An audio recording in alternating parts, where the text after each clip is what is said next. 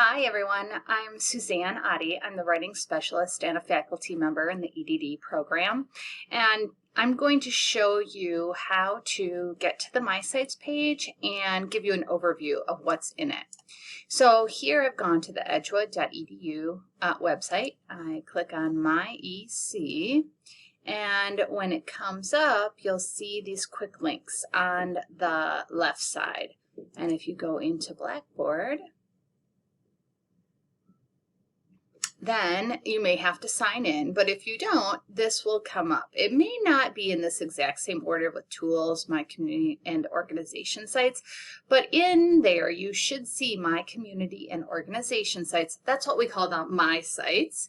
And in there, if you go to EDD Research and Writing Center, it will take you to this plethora of resources. And it should start on the welcome page, and on the welcome page you'll see a welcome and then some information about the people who could be really good resources for you. And we each, myself, Dr. Ma, and Dr. Brown, have a Sign Up Genius website. So you can go into the Sign Up Genius and sign up for a half an hour time to meet with us. I know that Dr. Ma and Dr. Brown prefer the work to be sent a couple days ahead of time so that they can get a chance to look at it. For me, you don't have to do that necessarily. I can look at those items and give you a good direction. So use that Sign Up Genius and use the resources that are there for you. It's really a fantastic service that we provide. There's also another thing I want to point out on this welcome page, and that is an anonymous survey. And if you have any suggestions or comments, you should feel free to click on that survey and leave us a comment. Okay, so announcements. I'm going to go to the next thing here. When you go to the announcements page, you will see that there are a number of workshops, meetings, etc. that are offered to you. And you really want to take advantage of those because it will propel you in not only your coursework, but in your dissertation phase as well. So you'll see announcements come through here. They should also be sent to your email as well, so you'll get a notification in your email. You can see here what here is coming up, at least from the time of this recording, EDD C3 series conversations. We also have a number of workshops that we do through the Research and Writing Center. You can see here Avoiding Biased Language, RefWorks workshops, etc., etc. So there is a lot of support for you to take advantage of, so we highly recommend that you do that. For those of you who are coming into the program or want a refresher, this orientation tab has a lot of information about the program, advising, some of the resources that we offer outside of the My Sites page, and then so this is for obviously for this fall, but if you are doing the orientation, you will have gone through that meeting and met the folks in the program. So that's the Welcome Center tab or section over here. I'm going to go to the research section now, and you see there's three things in here: research, IRB, and funding. If you go to research, you'll see a number of folders: library resources, developing a research question, qual quant, and then journal publications.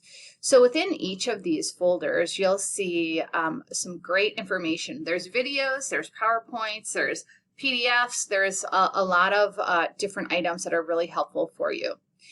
We also record the workshops that we do, so if you're unable to make it and you want to listen to the video, those are all in there as well. If you go to developing a research question, you'll see here is some information about qual and quant. If you want to dig into qualitative research or quantitative research, these folders are amazing. Dr. Ma and Dr. Brown have put together a really great website for for understanding how to do the basics of qualitative and quantitative research. So I highly recommend that if that's the way that you're going for your dissertation, that you dig into these resources. And if you're in your coursework, I also recommend that you, let's say you have an article you're reading and it has some quantitative methods and you're really not sure about what they're saying or you don't understand what that means. You can go to this website and it should help you get some of the basic understanding about what it is that they're talking about in that journal article. Now, it's not going to cover every single thing, obviously, because there's a lot of different types of quantitative analysis that are done, but it certainly will give you the basics. So I just really recommend that you go through these to start learning more as you go through your coursework about qualitative and quantitative methods. All right, I'm going to go back to that front page here.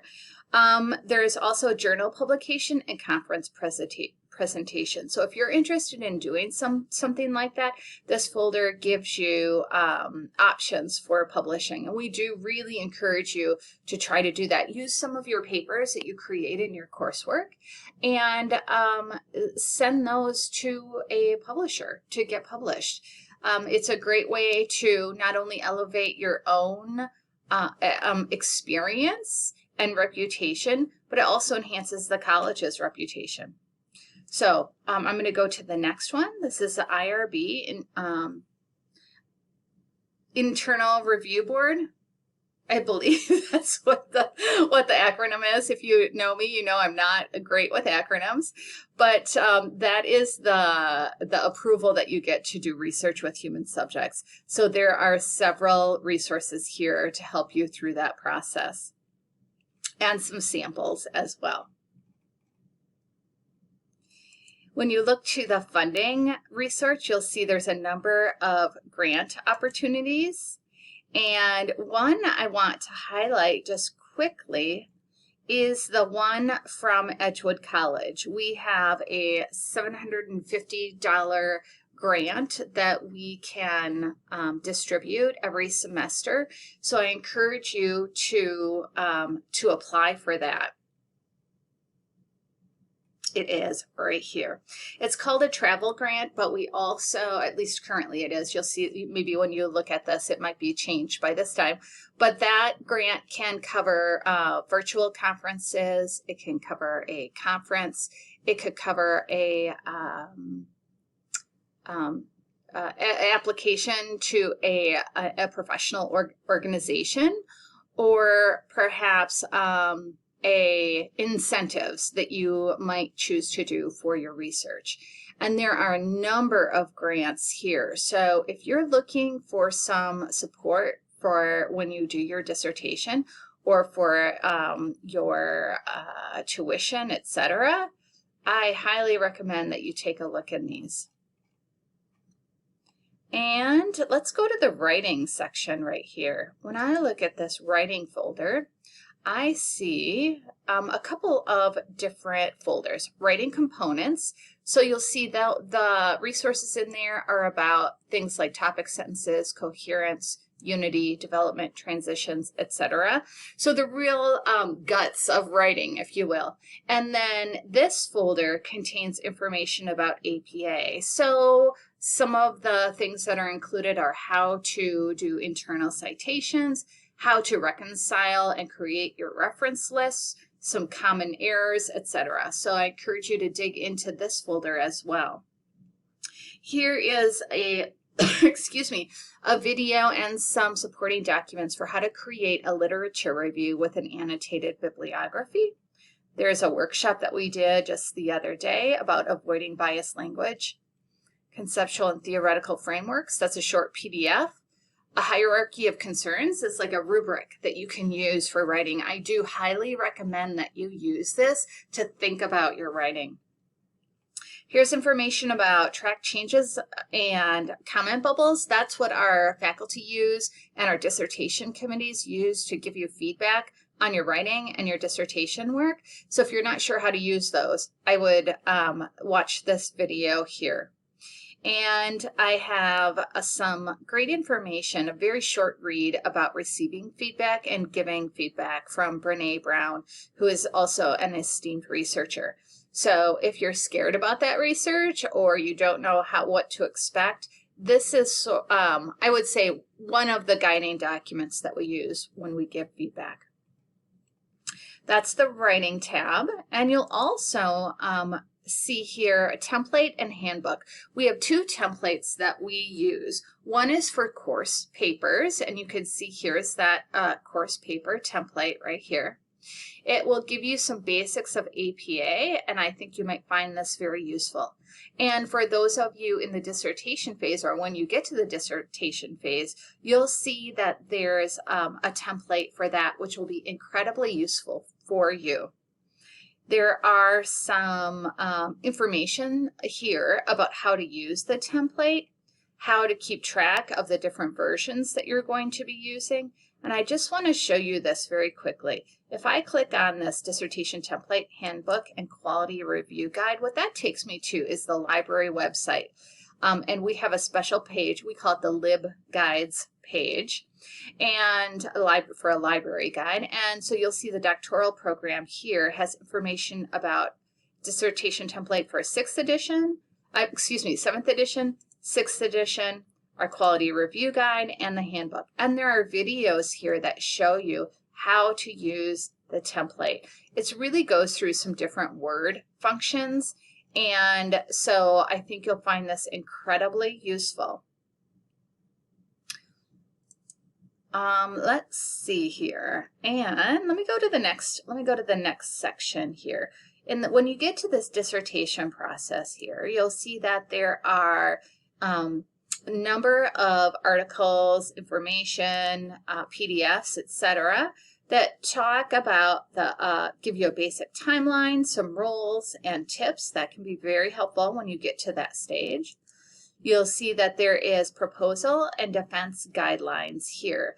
And for those of you who may not be familiar with that, proposal is, for us, it's chapters 1, 2, and 3.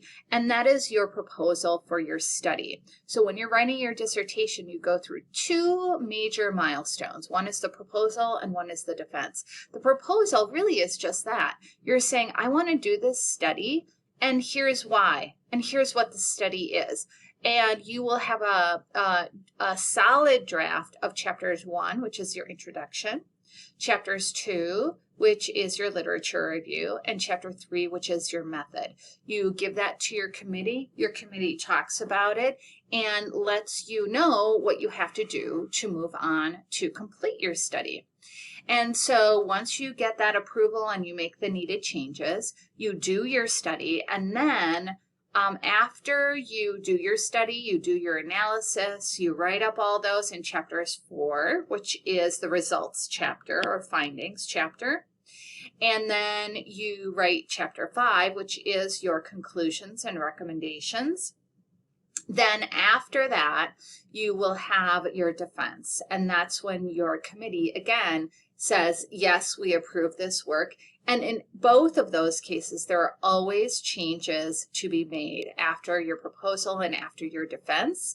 And you will work very closely with your advisor to get you to both of those milestones.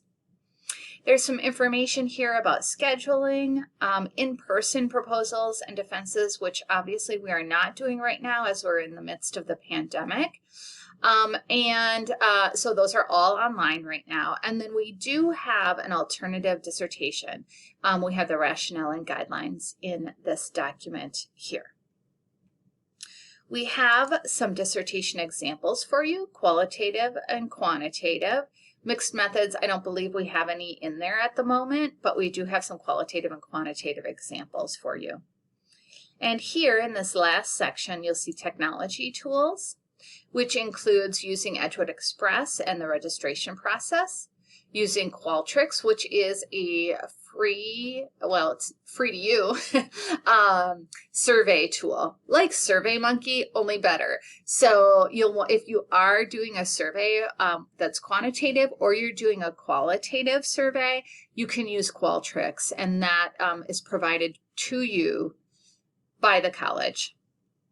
There's some in vivo tutorials. We don't use that very often, but in case you do want to use that tool, that's there for you. There's some WebEx information using Grammarly and using RefWorks. We have a lot of resources on RefWorks because that is our citation management tool, and it's incredibly important for you to begin using either RefWorks or another one if you wish. You want to use like OneNote or Perla or Zotero or something, you're more than welcome to.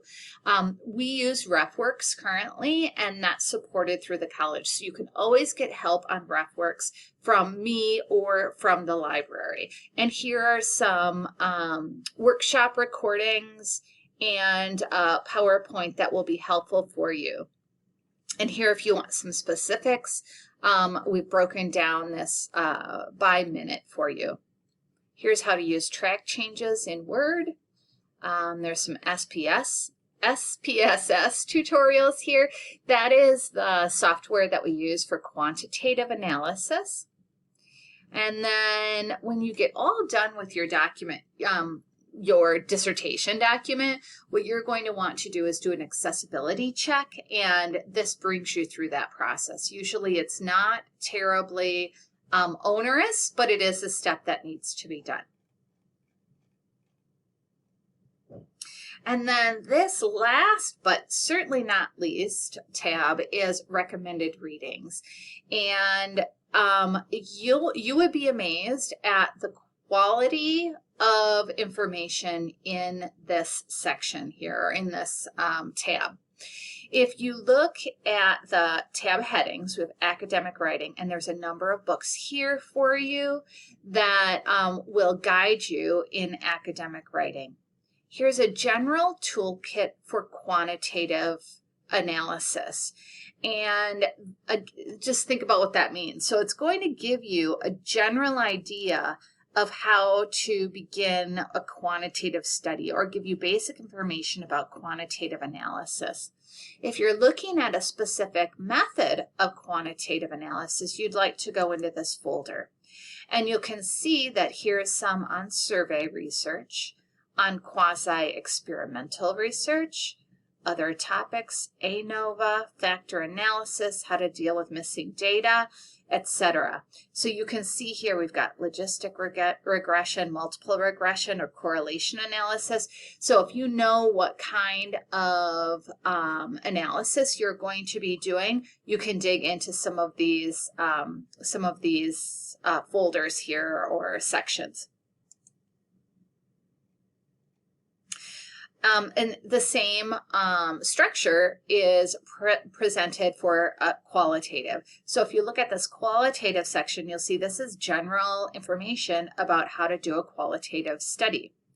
And if you go into the specific methods of qualitative, you'll see narrative inquiry, ethnography, case study, grounded theory, phenomenology, ethics, power, identity, and positionality, which isn't necessarily a specific method, but definitely something that you'd want to know about as you continue your study or as you complete your study. And then here are some other readings too.